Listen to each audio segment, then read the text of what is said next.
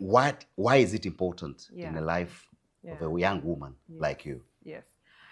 So it's very interesting, my story, and how I came to this part, and it's two-sided. I'm an ardent follower of Oprah Winfrey, and if you've followed Oprah, she's very big on manifestation, manifest your life, manifest this, manifest that. So when I was younger, I was really like a fan of Oprah, and I used to hear the word manifestation, but you don't really know what that means, or don't really understand the magnitude of what that really entails or what it means. And then sometime in my life, I love to read books, by the way, guys. I'm always reading a book.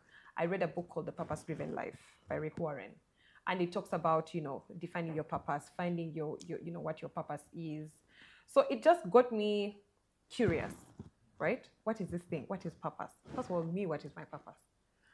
I'm not even sure I know what my purpose is. I don't even know if I'm supposed to have a purpose, or where that would lead me.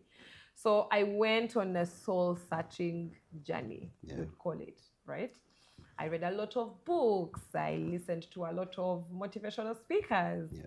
And in there, I would pick up different characteristics and different characters of myself.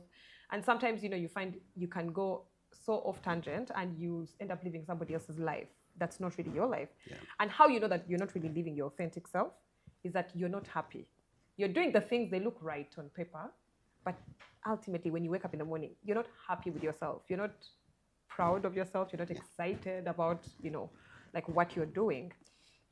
So, I went through all these, series and journeys of trying to find myself and, talking to different people, finding mentors, reading books, putting myself in different spaces that I've, picked up interest in and trying to find, is this really my purpose, or what is my purpose? But something interesting happened to me. Yeah.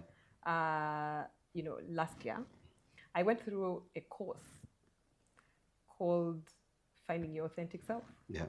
And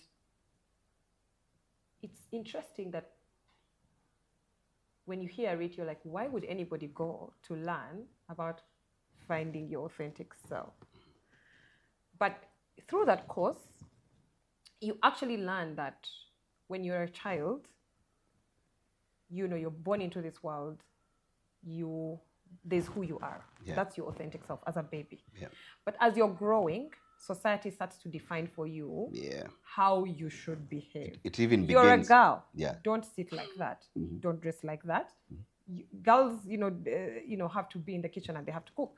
You're the older sister in the house. You have to look after your young siblings. Yeah. You're the girl in the house. You should cook for your siblings. You should take care of them. So society starts to tell you who you should be, right? Then, of course, depending on the family you're born in, there is always like the expectations. If you come from a prominent family, it's like you belong to this family, you belong to this clan, you can't behave like this, you have to be like this. And that goes on pretty much for the rest of our lives if you never take the time to stop and say, but wait, who am I? Do I really want these things, right? Yeah.